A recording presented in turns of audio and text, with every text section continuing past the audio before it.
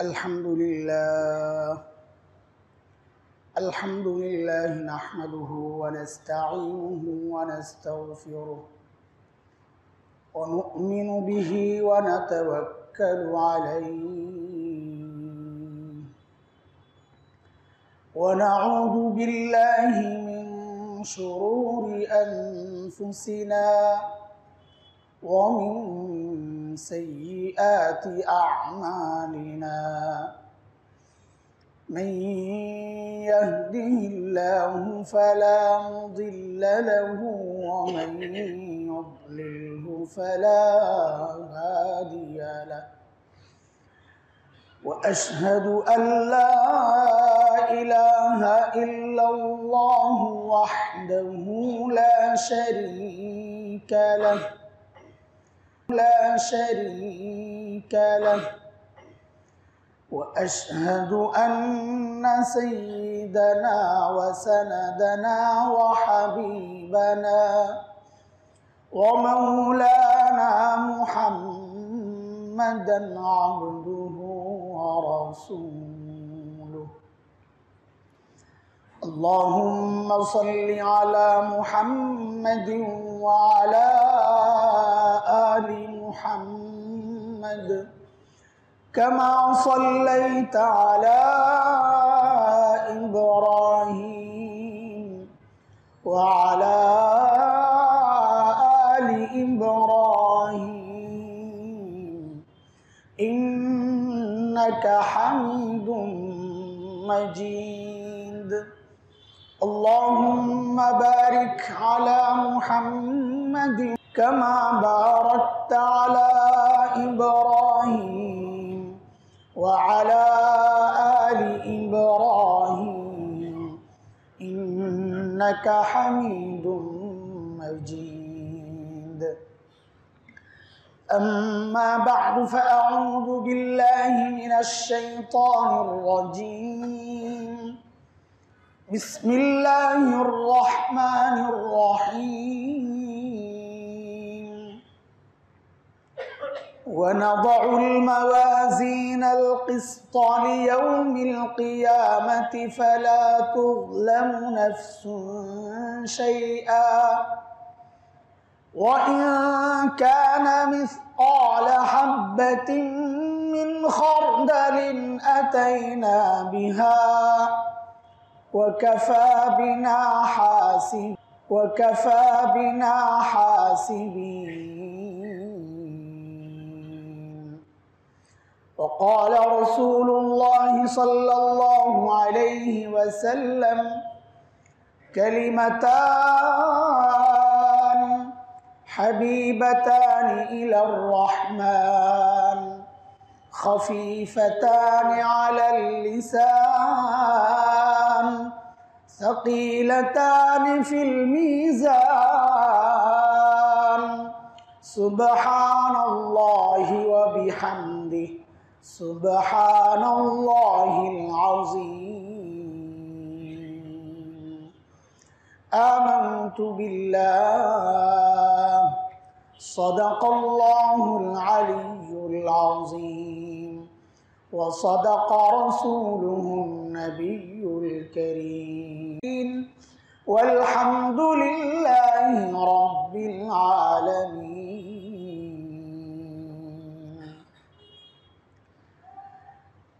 محترم حاضرین সূরা আম্বিয়া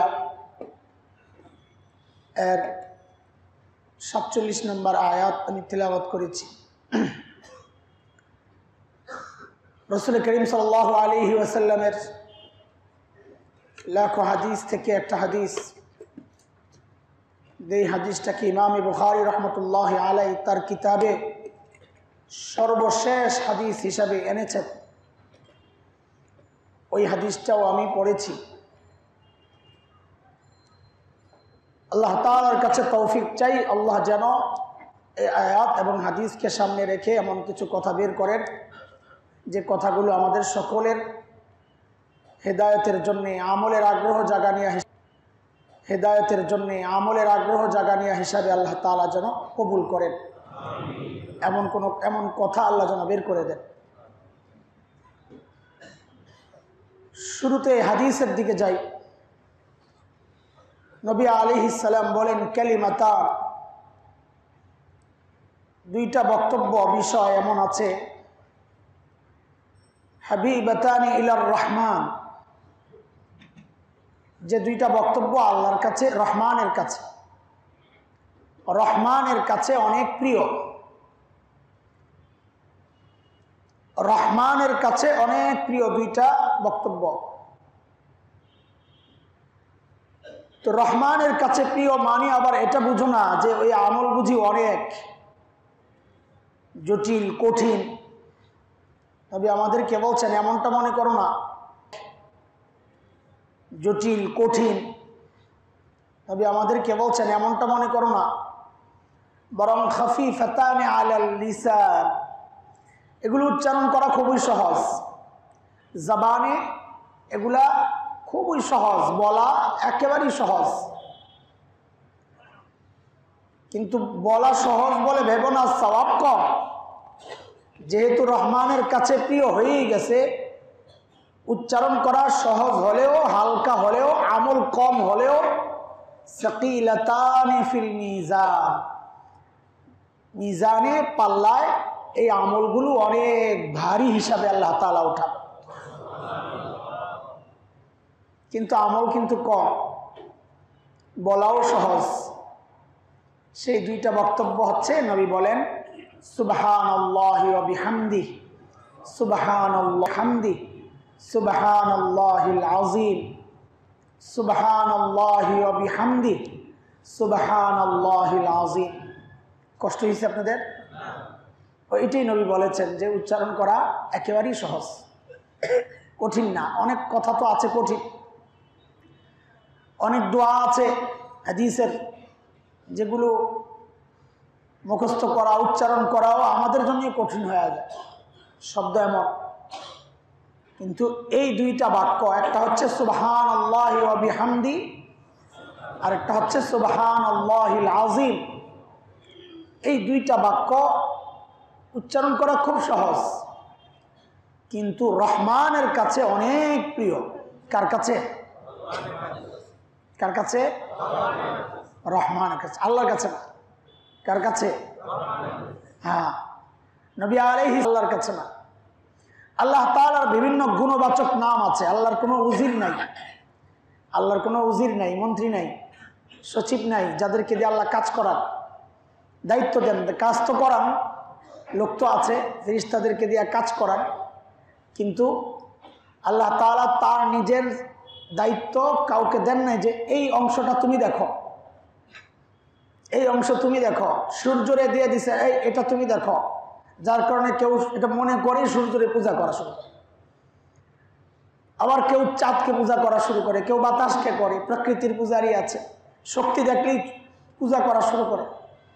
এ ভাই, এগুলো সব আল্লাহ সুবহানাহু ওয়া তাআলা নিয়োগ করছেন, এগুলোকে, এগুলো সব আল্লাহ তাআলার নিয়োগকৃত। তো আল্লাহ সুবহানাহু ওয়া তাআলার প্রত্যেকটা গুণের আলাদা আলাদা কিছু কাজ আছে। কবে যেন বললাম, এটা সম্ভবত আমাদের ইসলাহি মজলিসে। বললে আল্লাহর কথা, আমি এমন কাউকে আনবো জগতে নতুন করে, যারা গুনাহও করবে, তওবাও করবে। আমার কাছে লাগে যে এটা নিশ্চয়ই এজন্য মনে হয় যে আল্লাহ তাআলার কিছু গুণ আছে, যেমন গফফার, আল্লাহ গফফার, আল্লাহ গফুর, আল্লাহ তাওয়াব, তওবা কবুল করেন।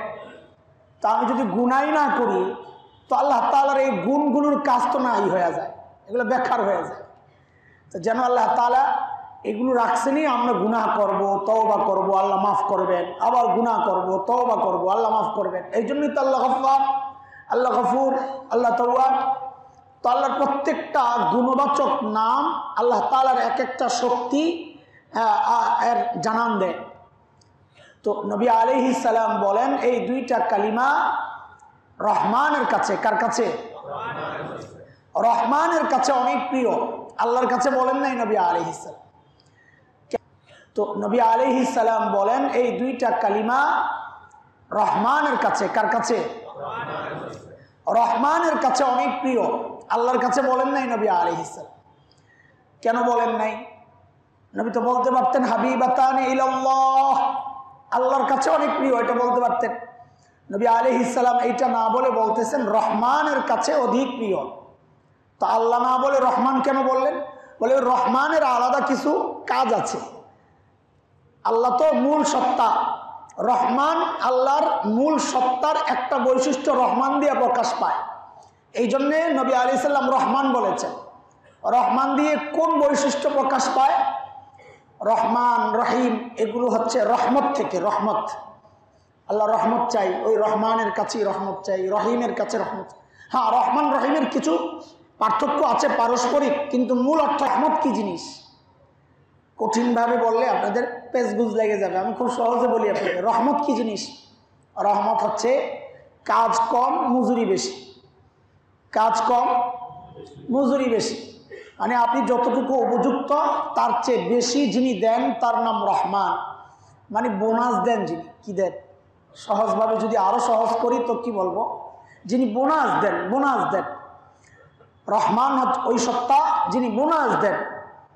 আমরা তাওবার আলোচনায় বহুবার শুনিয়েছি আপনাদেরকে, কোরআনের সূরা ফুরকানের একটা আয়াত আমাদেরকে খুব আশাবাদী করে। যে আয়াতের তর্জমা আমি করি এভাবে, অপরাধী যত বড় অফার তত বড়। এটা আয়াতের তর্জমা করলাম, আয়াতের সার কথা। তর্জমা তো নয়, সার কথা। একটু খেয়াল করেন বিষয়টা। অপরাধী যত বড় তার জন্য অফারও, দুনিয়ায় অপরাধী হইলে তার জন্য অফার কমে যায়, তাই না? তুমি অপরাধী, সরব, তোমার হিসাব নাই। ভালো মানুষ খোঁজো, বেতন বেশি কাকে দিবে? যে উপযুক্ত তাকে দিবে। হ্যাঁ, যে ভালো তাকে দিবে, তার খালি প্রমোশন হয়, যে খারাপ তার নিচের দিকে যায়। অথচ আল্লাহ তাআলা আমাদের মতো অপরাধীদেরকে একটা বড় আজীব অফার দিচ্ছেন। বলে কি অফার? বলে অপরাধী যত বড় অফার। কথাটাকে মাথায় সেট করেন, তাইলে সামনের আয়াতের তর্জমাটা বুঝে আসবে। হ্যাঁ, আমি বারবার বলি এটা উৎসাহিত করার জন্যে, আমার বলো ভালো লাগে, এইভাবে বলতেও ভালো লাগে। আর আজীব এক আয়াত, এটা আমাদেরকে এত আশাবাদী করেছে এই আয়াতটা। বলেন, আমি বললাম যা অপরাধী যত বড়। আরে ভাই, আমরা বড় অপরাধী তো, এই জন্যে বারবার বলাচ্ছি যেন নিজের সাথে সেট করা যায়। অপরাধী যত বড় অফার, অফার তত বড়। বলে এটা কিসের তর্জমা? তো আমি আয়াতটা শোনাই। সূরা ফুরকানের মালিক বলেন, ইল্লা মান তাবা ওয়া আমানা ওয়া আমিলা আমালান সালিহা ফাউলাইক ইউবাদদিলুল্লাহু সাইয়্যাতিহিম হাসানাত ওয়া কানা আল্লাহু গফুরার রহিমা। আল্লাহু আকবার।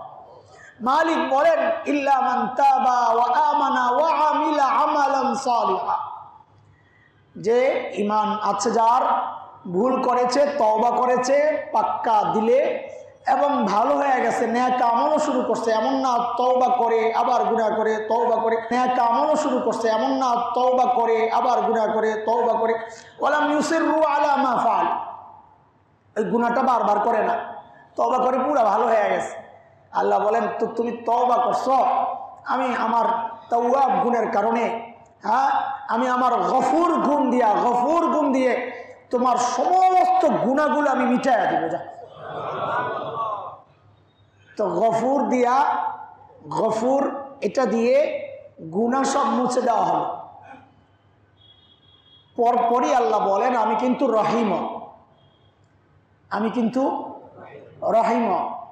বান্দা আশাবাদী হয়েছে, আল্লাহ রহিম তো যিনি বোনাস দেন, কাহা তো আমার গুনাহ তো মাফ হইল গফুর দিয়া, তা আপনার রহিম গুণ বোনাস পাবো না? তা আল্লাহ বলে, হ্যাঁ বোনাসও পাবা। কি বোনাস দিবেন? তো আল্লাহ জানাইয়া দিচ্ছেন, ফাউলাইক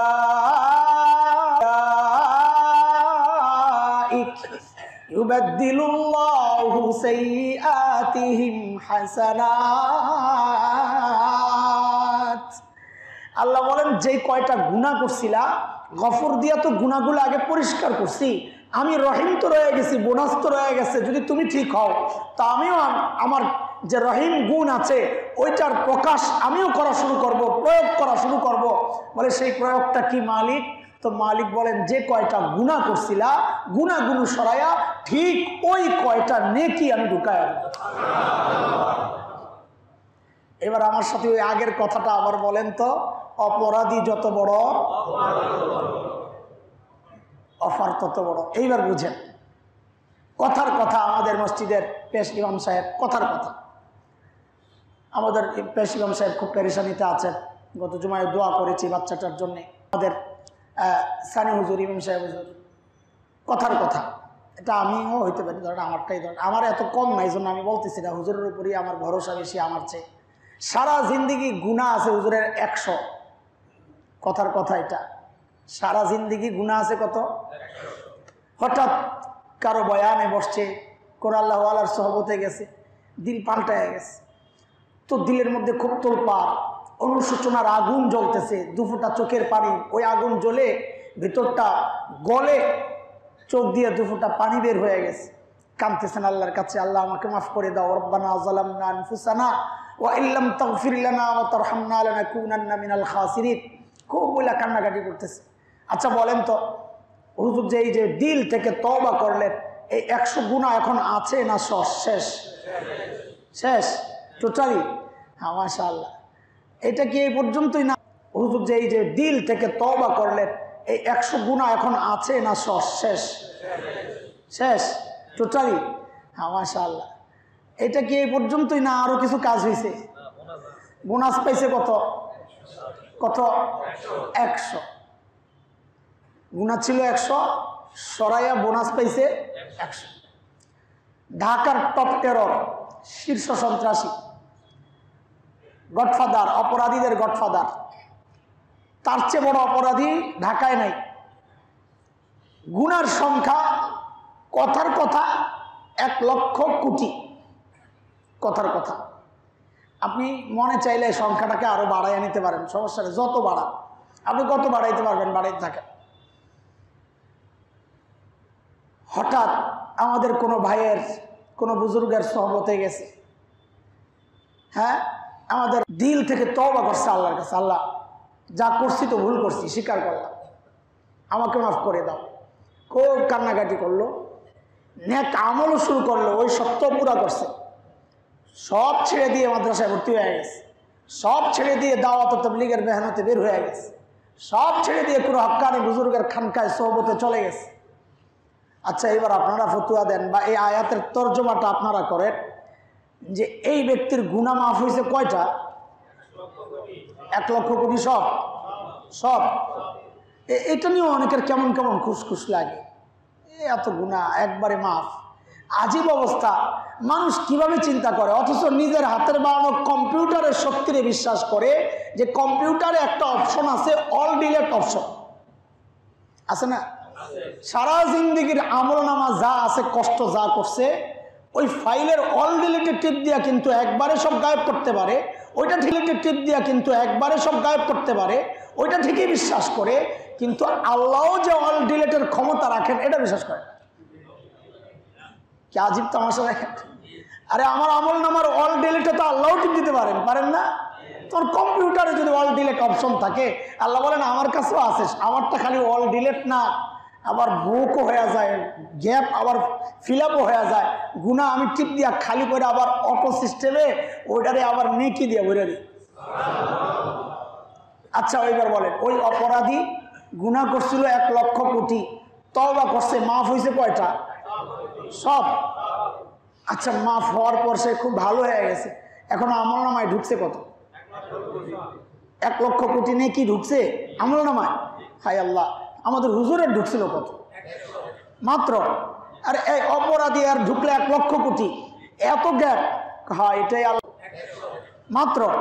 আর এই অপরাধী আর ঢুকলে 1 লক্ষ কোটি, এত গ্যাপ? হ্যাঁ এটাই আল্লাহ তাআলার অফার। অপরাধী ছোট, অফারও ছোট, অপরাধী বড়, আল্লাহর অফারও তার জন্যে।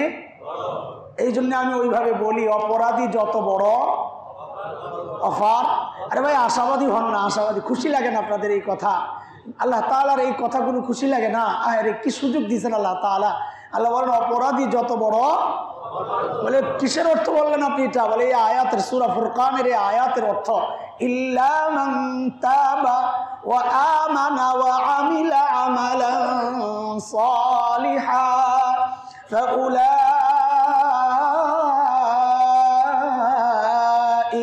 يبدل الله سيئاتهم حسنات وكان الله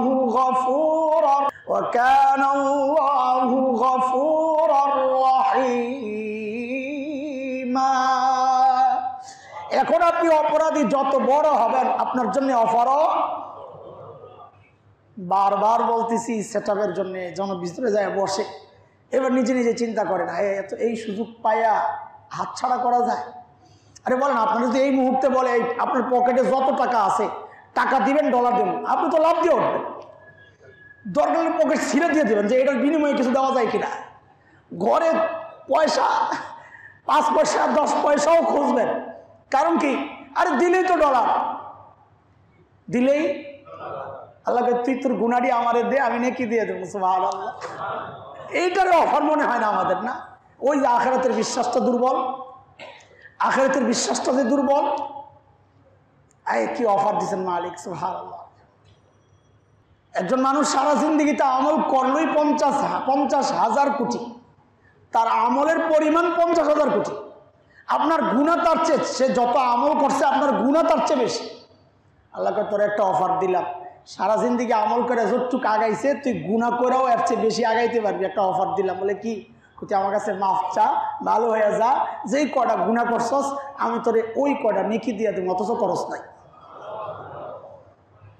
এগুলো কোত্থেকে এলো? ওই যে আমার নাম রহিম, মালিক বলেন আমার নাম কানাল্লাহু গফুরুর রহিমা। আমি শুধু গফুর না, আমি রহিম। বলে রহিম মানে যতটুকু উপযুক্ত তার চেয়ে বেশি যিনি দেন, যিনি বোনাস দেন। উপযুক্ত ছিলা, গুনাহ করছো, তওবা করছো, আমি মাফ করে দিছি, হিসাব ক্লোজ। কিন্তু না, আমি বোনাস দিব, যেহেতু আমি করে দিছি হিসাব ক্লোজ। কিন্তু না, আমি বোনাস দিব যেহেতু আমি রহিম, আমি রহমান।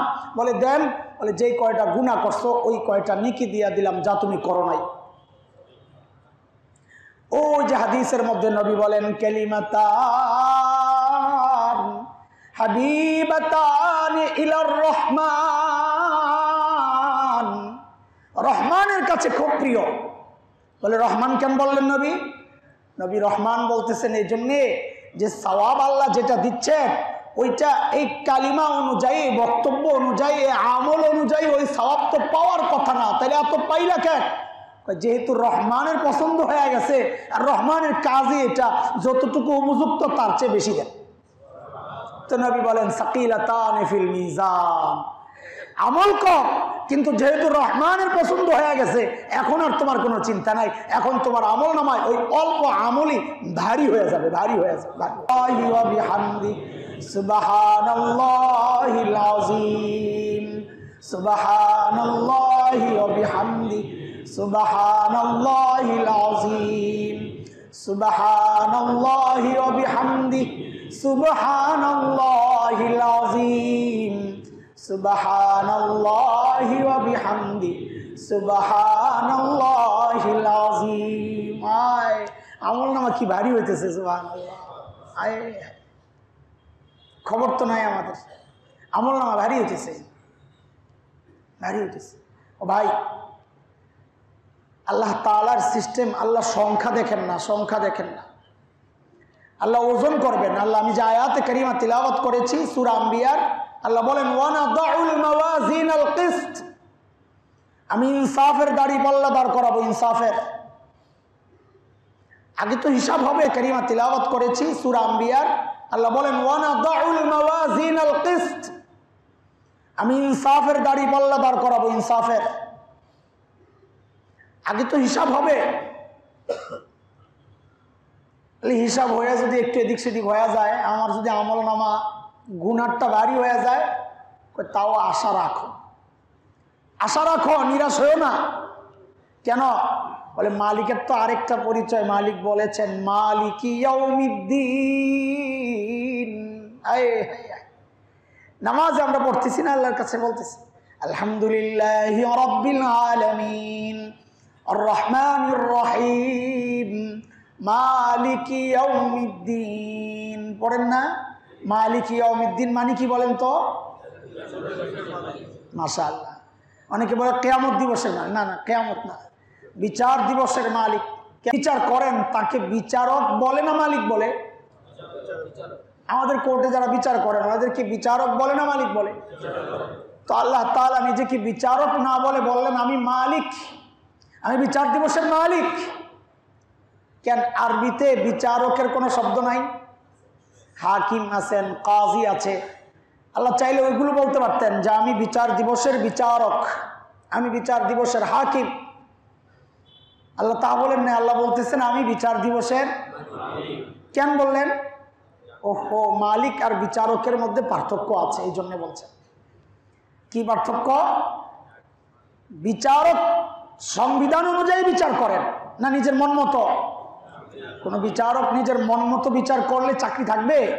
থাকবে না। সংবিধান অনুযায়ী তাকে বিচার করতে হয়।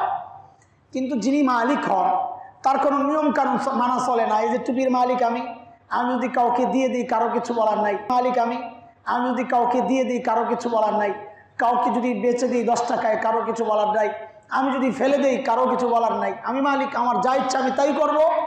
তো আল্লাহ বলতেছেন এ বান্দা, আমি বিচার দিবসের বিচারক নই, আমি বিচার দিবসের মালিক।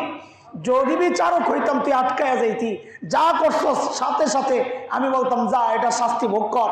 নামাজ পড়স নাই, আমি বলতাম যা শাস্তি ভোগ কর। রোজা রাখস নাই, আমি বলতাম সিস্টেম মতো শাস্তি ভোগ কর। কিন্তু বান্দারে আমি তো বিচারক না, আজকে আমি তো মালিক। মালিক বলে মানি আমার যা ইচ্ছা আমি তাই করতে পারি। সারা জিন্দেগি গুনাহ যা করছস, সিস্টেম তো হইল তোরে গুনার শাস্তি দেওয়া, কিন্তু যেহেতু আমি মালিক আমি চাইলে সব মাফ করে তোরে জান্নাত দিয়ে দিতে পারি। বলে কেন দিবেন? আপনার ইচ্ছা? বলে হ্যাঁ আমার ইচ্ছা। বলে কেন? কারণ আমি যে মালিক, আমি আজকের মালিক। আজকে কারো কোনো ক্ষমতা, আজকে একমাত্র ক্ষমতা কার? আল্লাহ নিজেই জবাব দিয়ে দিবেন লিল্লাহিল ওয়াহিদিল কাহ্হার। ওই আল্লাহর যিনি একক মহাপরাক্রমশালী, যার সাথে আর আজকে কেউ অংশীদারিত্ব করার দাবিও করতে পারবে না। দুনিয়ায়ও তো এক আল্লাহই ছিলেন, কিন্তু দুনিয়ায় তো কেউ কেউ দাবি করেছেন, ওখানে আর দাবিরও সুযোগ থাকবে না। আল্লাহ বলেন আজকে আর সেই সুযোগ নাই। আজকে আল্লাহ খুব রেগে আছে। ওই মালিক, রেগে থাকলেও আপনি মালিক, রাগলেও আপনি মালিক। আরে মা মা মা রাগলেও তো মা, রাগলেও ছোট্ট বাচ্চা দেখেন যে কিচ্ছু বুঝে না, মা ছাড়া একেবারেই ছোট, তাকে মা মারলে সে ওই মার কাছে এসে কান্না করে সব, আবার মার কাছেই জ্ঞানের জ্ঞানের করে, কারণ সে জানে আমার অবলম্বনই তো এটা। বান্দার দিলে যদি শুধু এই অনুভূতিটা একটু ঢুকে যায় যে আমার জায়গা ছোট, তাকে মা মারলে সে ওই মার কাছে এসে কান্না করে সব, আবার মার কাছেই জ্ঞানের জ্ঞানের করে, কারণ সে জানে আমার অবলম্বনই তো এটা। বান্দার দিলে যদি শুধু এই অনুভূতিটা একটু ঢুকে যায় যে আমার জায়গা তো একটাই, হ্যাঁ যাই করে না করে আবার যাই ওই মালিকের কাছেই যদি যায় পড়ে, মালিক তাড়াইয়া দিবেন না, মালিকের ওয়াদা তুই আয় খালি ডাক দে আমারে, আমি সাথে সাথে কবুল, খালি আমারে ধর না, খালি ডাক দে না, সাথে সাথে কবুল করে দে, তুই খালি একটু আয় না। এই জন্য মাঝে মধ্যে নেককাররে আল্লাহ বিপদে ফেলান। কেন? ওই বিপদে পড়লে তো তুই আসস, এমনি তো আসস না, আমি চাই তুই আমার কাছে আমার কাছে পড়ে থাক। আমরা দোয়া করি, অনেক সময় মনে হয় যেন দোয়া কবুল হয় না। আল্লাহ কয় না না, আমার খুব ভালো লাগতেছে তুই যে কান্নাকাটি করতেছিস, তুই থাক, তুই যাইস না আমার কাছ থেকে, তুই থাক, আমার বড় ভালো লাগতেছে। ও দোস্ত, নিরাশ হওয়ার করতে মালিককে মালিক হিসাবে পাওয়ার জন্য শর্ত আছে। শর্ত হইল দুনিয়ায় আমেরিকারে মালিক মনে করেন না, দুনিয়ায় ইসরায়েল ভারতকে মালিক মনে করা যাবে না, দুনিয়ায় খাজা বাবারে মালিক মনে করা যাবে না, দুনিয়ায়ও সব কিছুর মালিক কাকে মনে করতে হবে? ও দুনিয়ায় মালিক মনে করবেন আরেকজনকে, আর হাসরের মাঠে আশা করবেন আমার মালিক আল্লাহ। এটা হয়? আল্লাহ বলেন ওখানে যা দেখাবা এখানে তা প্রকাশ পাবে। ওখানে তুমি কি পরিচয় দিয়েছ আমার, ওখানে যেই পরিচয় তুমি ধারণ করেছ, লালন করেছ, আমি আল্লাহ এখানেও আমার সেই পরিচয় তোমার সামনে প্রকাশ করব। আল্লাহ তাআলা বলেছেন আনা বিজন্নি আবদি বি, আমার ব্যাপারে আমার বান্দার যে ধারণা আমি তার সামনে ওইভাবেই প্রকাশ পাব। দুনিয়ায় তুমি মালিককে কি ভাবতেছ? দুনিয়ায় তো তোমার কাছে মালিক কোনো ক্ষমতার কিচ্ছু না। ক্ষমতার উৎস তো জনগণ, ক্ষমতার উৎস বড় বড় রাষ্ট্রগুলো, শক্তিধর রাষ্ট্রগুলো, এগুলোকে দুনিয়ার ক্ষমতার উৎস বানাইয়া, ক্ষমতার উৎস বড় রাষ্ট্রগুলো, শক্তিধর রাষ্ট্রগুলো, এগুলোকে দুনিয়ার ক্ষমতার উৎস বানাইয়া আবার হাসরে যায় আল্লাহকে ক্ষমতার উৎস আশা করবা? হিসাব মিলে না।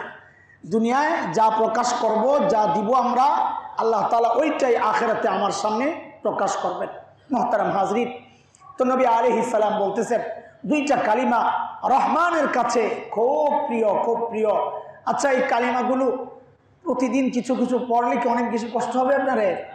হ্যাঁ, এই আল্লাহ, একটু যদি বলা হয় যে একটু বাড়তি কাজ করলে বোনাস দেওয়া হবে, সবাই বাড়তি কাজ করতে রাজি। হ্যাঁ, ওভারটাইম জিজ্ঞেস করে চাকরি ওভারটাইমের কোনো সিস্টেম আছে কিনা। বিদেশে যারা থাকে বেতন কত, এত সুবিধা কি? ওভারটাইমের সুবিধা আছে। কি আছে? ওভারটাইমের সুবিধা। করার কথা বলছি ওইটাই কর, আমি ওভারটাইমের বোনাস আমি এমনি দিয়ে দিব, তো অতিরিক্ত কিছু করা লাগবে না। এমন আমলগুলো আমরা আমল নামায় ঢুকাইতে থাকি, তো আমল নামা ভারী হয়ে যাবে ইনশাআল্লাহ। ওজন তো হবেই, গণা হবে না, এটাও বুঝেন। গণা হবে না অনেক বেশি কি করলাম, অনেক বেশি করলাম না। কোরআন হাদিস দেখে যেগুলোর আমল অল্প কিন্তু ভারী বেশি, ওগুলো খুঁজে বের করবো। আমার ভাঙতি টাকা গণার দরকার কি? আমি ধরে 1000 গুলো নিয়ে নিতে তো হয়। হ্যাঁ, বুঝেন নাই কথা? এখানে 10 টাকার একটা এতগুলো স্তূপ আছে, আর কিছু অল্প কয়টা 1000 টাকার নোট আছে। আপনি হিসাব মিলিয়ে দেখতেছেন ওই 10 টাকা 1000টা 10 টাকায় কত টাকা হয়েছে? 10,000। 1000টা 10 টাকায় 10,000 টাকা। আর এখানে 20টা 1000 টাকা নোট, 1000টা 10 টাকায় 10,000 টাকা। আর এখানে 20টা 1000 টাকা নোট পড়ে রয়েছে। কোনটা বেশি? আরে পরিমাণে কোনটা বেশি? 10 টাকারটা বেশি, তাই না? তো যে বেশি আর পরিমাণে সংখ্যায় আর কি, সংখ্যায়। ওজন তো বেশি এগুলার, আমি ওইভাবে বলতেছি আর কি। এটার মান তো এগুলার বেশি, কিন্তু যদি সংখ্যা ধরেন 1 কেজি তুলা ওজন বেশি না 1 কেজি লোহা ওজন বেশি? কি বলে না বলে? হ্যাঁ, সমান, কিন্তু পরিমাণে কোনটা বেশি? তুলা যেহেতুগুলা, হ্যাঁ, আর লোহা তো 1 কেজি, একই তো জিনিস।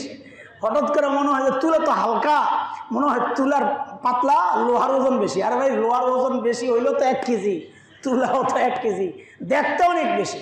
হঠাৎ মানুষ ধোকা খায়া যায়। আরে এই আমলগুলো যেন এইরকমই, তুমি যদি নিজের মন মতো করো এগুলা তুলাও হইতে পারে,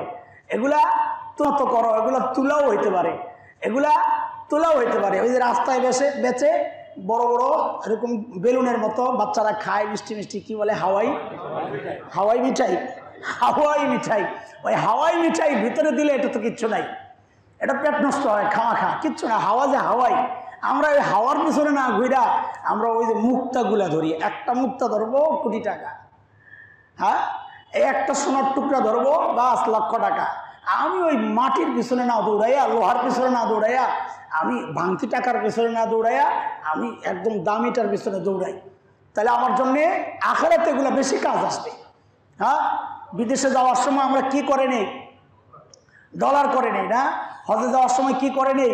রিয়াল করে নেই। অথচ দেখেন বিদেশে গেলেও কিন্তু মানি এক্সচেঞ্জ আছে, সেখানে যা বাংলা টাকা দিলে বিদেশি টাকা দেয়।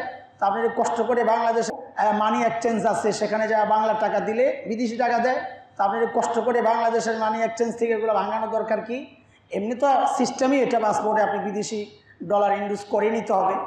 কিন্তু এক্সট্রা টাকাও তো নেন গোপনে, এটা তো সবাই নেন। পাসপোর্টে যা লেখা থাকে, হজের সময় যদিও এগুলোর কোনো নাই, খরচ যা লাগে নিয়ে যান, কিন্তু এক্সট্রা টাকাও তো থাকে। কিন্তু টাকা নেন না ডলার নেন কেন? যে ওই এতগুলো টাকা নেওয়ার চেয়ে 1000 ডলার নিয়ে নিলে তো আমার এতগুলো টাকা একসাথে চুপে ঢুকে গেল। জায়গা কম খাইলো কিন্তু ওজন কি? জায়গা কম খাইছে, ওজন। নবী আলাইহিস সালাম উম্মতের আখিরি জামানার উম্মত, তার আমল করতে তার কষ্ট বেশি হবে। শয়তান খুব তার পুরা জীবনের অভিজ্ঞতা এখন কাজে লাগাইতেছে। শয়তানের চেলা চামুন্ডারাও বাইরে গেছে, কিয়ামত সন্নিকটে। নবী আলাইহিস সালাম জানতেন এগুলো, আল্লাহ জানাইছেন।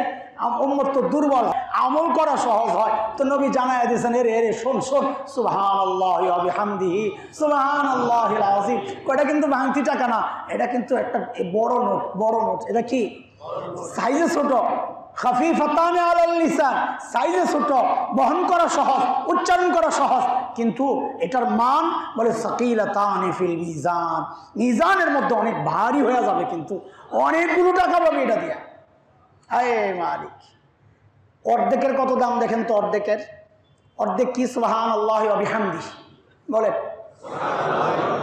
সুবহানাল্লাহি ওয়া বিহামদিহি। একটু হলো অর্ধেক, আজকে পুরাটার অর্ধেক বললাম, একটু। নবী বলেন এতটুকু তাসবিহ যদি কেউ 100 বার পড়ে, কতবার? সুবহানাল্লাহি ওয়া বিহামদিহি সুবহানাল্লাহি ওয়া বিহামদিহি। 100 বার পড়লে কয় মিনিট লাগবে? 2-2.5 মিনিট, 3 মিনিট, নয় 5 বিহামদি। 100 বার পড়লে কয় মিনিট লাগবে? 2-2.5 মিনিট, 3 মিনিট, নয় 5 মিনিট। হ্যাঁ, কয় মিনিট? 2.5-3 মিনিট লাগবে। আরে ভাই, আপনার একটা T20 ম্যাচ দেখতে 5 ঘন্টা লাগে। পান কি? জাহান্নামের পোটলা। পান কি? জাহান্নামের পোটলা। অথচ 2.5 মিনিট আমল করতেছেন। নবী বলেন এই শোন, গুনাহ করছিলি অনেক? বলে হ্যাঁ। তাইলে তোরে একটা স্পেশাল একটা অ্যান্টিভাইরাস দিয়ে দিতেছি, চল এটা পড়, এটা পড়। তো নবী দিয়ে দিচ্ছেন সুবহানাল্লাহি বিহামদিহি 100 বার। বল পড়ছি। বলে গুনাহ কত? বলে 1 লক্ষ কোটি। আর কিছু? আরেকজনকে আরো বেশি। আল্লাহ জানাইয়া দিচ্ছেন নবীকে, আপনি একবারে জানাইয়া দেন, গুনাহ যদি সাগরের ফেনা পরিমাণও হয়, হুত্তাত খাতায়াহু, তার এই 100 তাসবিহ পড়ার কারণে আমি সবগুলারে মাফ করে দেব। কি আজীব অবস্থা! হ্যাঁ, কি মালিক পাইছি।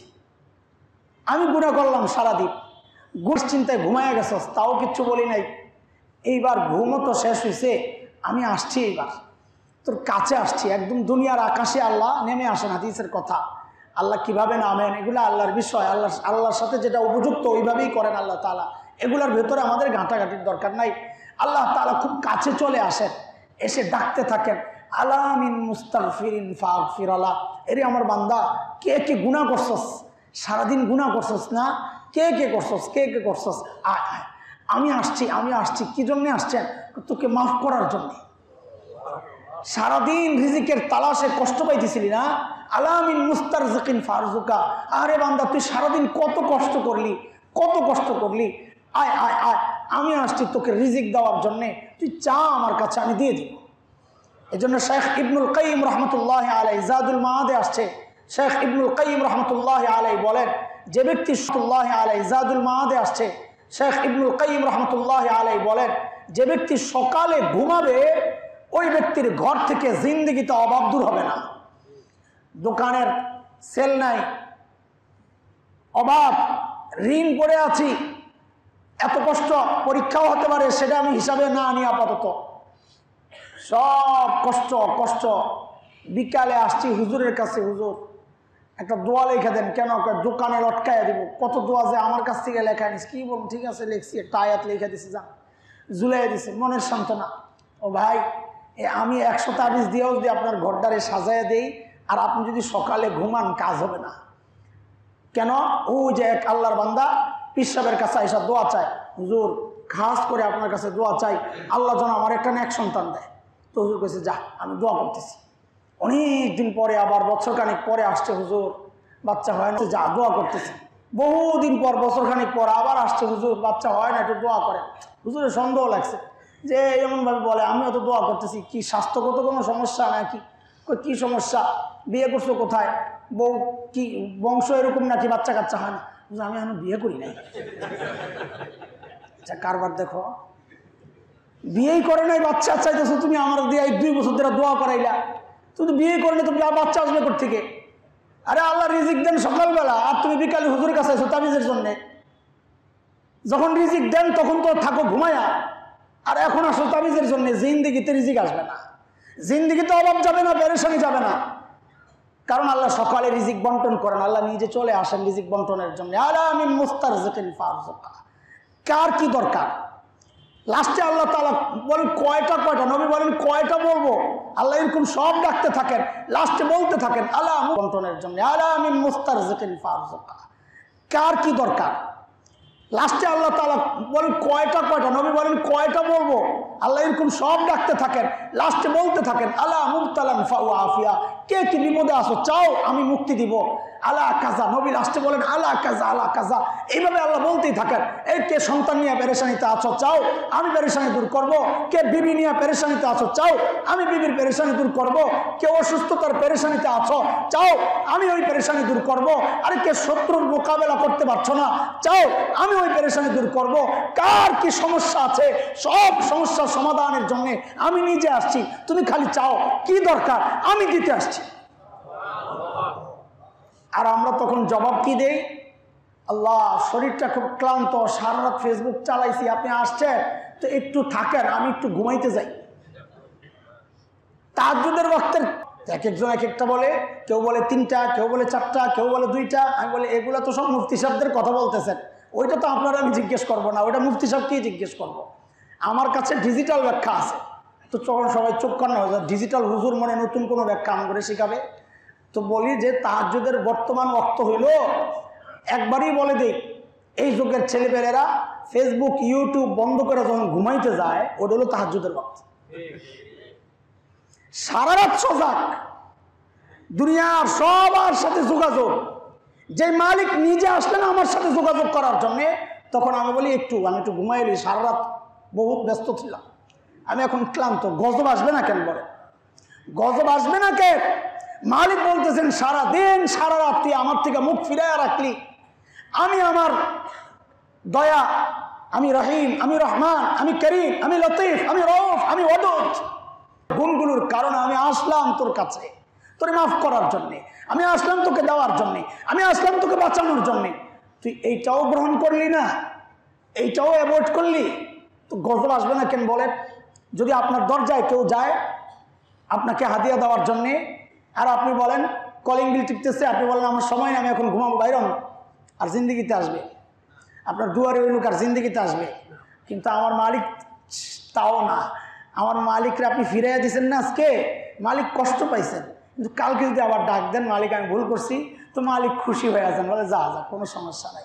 কালকে আবার ভুল করছেন, মালিক আবার নারাজ হয়েছে, পরশু আবার ভুল করছেন, আবার মালিককে সরাইয়া দিচ্ছেন, মালিক আবার নারাজ হয়েছে, তোর শুধু আবার ডাক দেন মালিক ভুল করছি, তো মালিক বলবে না তোরে কয়বার মাফ করব?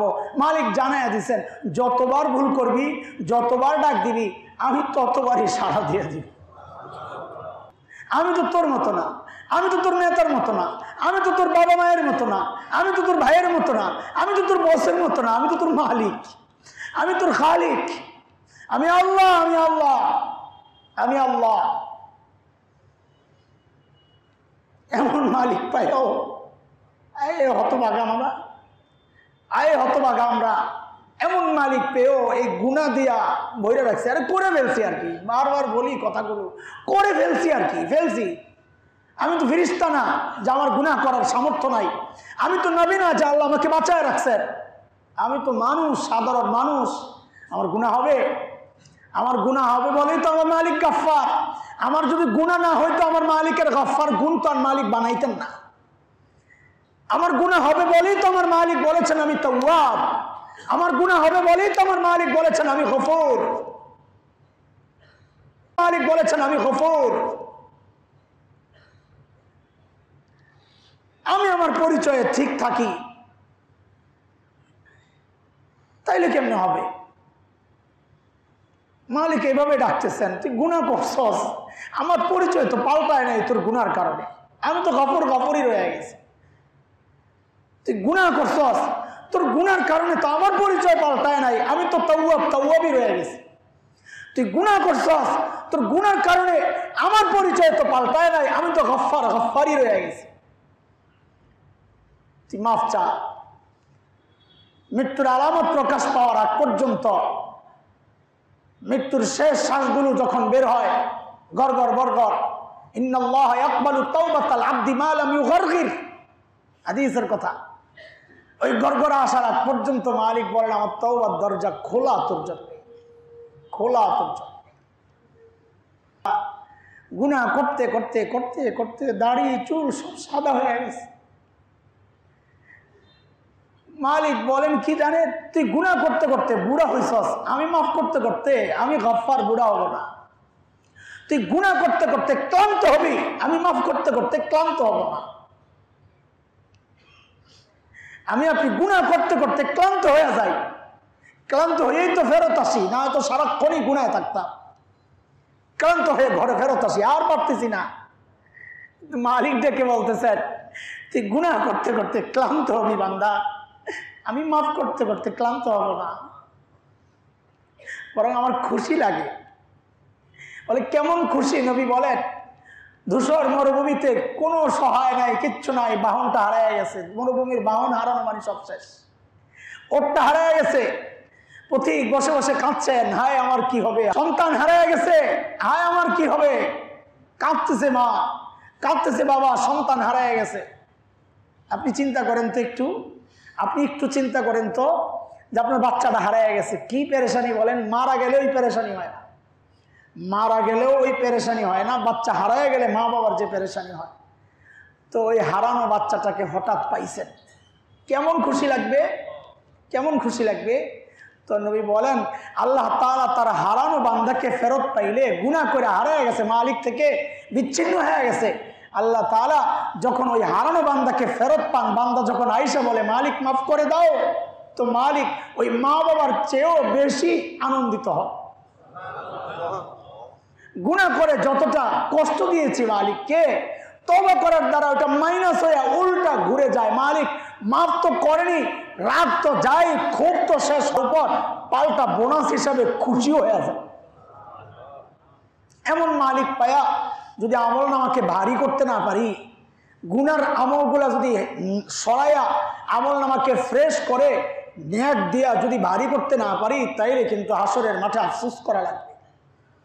আল্লাহ তো দাড়িপাল্লা ঠিকই দাঁড় করাবেন। ওয়ানাদাউল মাওয়াজিনাল কিসতা লিয়াউমিল কিয়ামাহ ফালা তুযলামু নাফসুন শাইআ। বিন্দু মাত্র জুলুম হবে না। করোনায় আমি উঠাইছি এমন হবে না, কেউরে ছেড়ে দিছি উঠাই নাই, আমলনামা উঠবে, জমা হবে। বলে কতটুকু ছাড় দিবেন? আল্লাহ বলেন, ওয়া ইন কানা মিসকালা হাববাতিন মিন খারদাল আতাইনা বিহা। যদি সেটা সর্ষে দানা পরিমাণও হয়, এটা বুঝানোর জন্য, এটা বুঝানোর জন্যে, মানে বুঝানোর জন্য এর চেয়ে ছোট আর কিচ্ছু ছিল না। নবী আলাইহিস মানে বুঝানোর জন্য এর চেয়ে ছোট আর কিচ্ছু ছিল না নবী আলাইহিস সালামের সময়। এখন অণুপরমাণুর গবেষণা হয়েছে, হ্যাঁ, এখন অণুপরমাণুর গবেষণা হয়েছে। আমরা আরবিতে বলি জুজুল্লাযী লা ইয়াতাজাজ্জা, যার আর কোনো টুকরা হবে না, যার আর কোনো টুকরা হবে না। অণু পরমাণু এগুলো এখন আবিষ্কার হয়েছে। আল্লাহ তাআলা সাধারণ মানুষকে বোঝানোর জন্য বলতেছেন, সবচাইতে ছোট দানা হচ্ছে সরিষার দানা। এটাই যে শেষ তা না, এটা শুধু বোঝানোর জন্যে, শুধু বোঝানোর জন্যে। এর মানে হচ্ছে যত ছোটই হোক, এর মানে সরিষার দানার নিচে যদি অপরাধ হয় ওটা আল্লাহ ছেড়ে দিবেন না।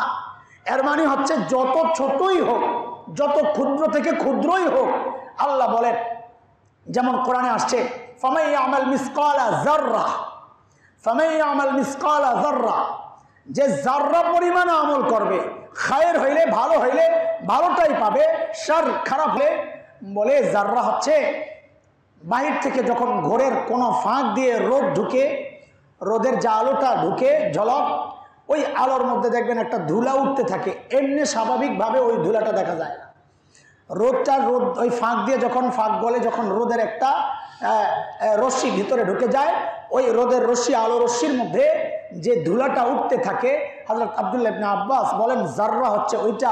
আল্লাহ বলেন, ওই জাররা পরিমাণ আমলও যদি তোমার হয়, সেটা নেকি হোক আর গুনাহ হোক, আমি আমল নামায় আতাইনা বিহা, ওইটাকেও আমি আমল নামায় উঠায় দিই। এই জন্যই বান্দা আমল নামা দেখে চিৎকার করে করে বলবে, মালি হাযাল কিতাব। সূরা কাহফে আসছে, আমল নামা দেখেই চিৎকার করবে, মালি হাযাল কিতাব লা ইউগাদিরু সগীরাতান ওয়ালা কাবীরা ইল্লা হাসাহা। এটা কেমন আমল নামা? আমার ছোটটাও দেখে আছে লেখা, বড়টাও লেখা আছে, একটাও ছাড়লো না, এটা কেমন আমল? ও ভাই, সব তো বুঝতে পারি, আল্লাহ তো বলেন নাই যে আমি কিছু গুনাহ মাফ করব, কিছু গুনাহ করবো না, তাইলে আমরা আটকে যেতাম।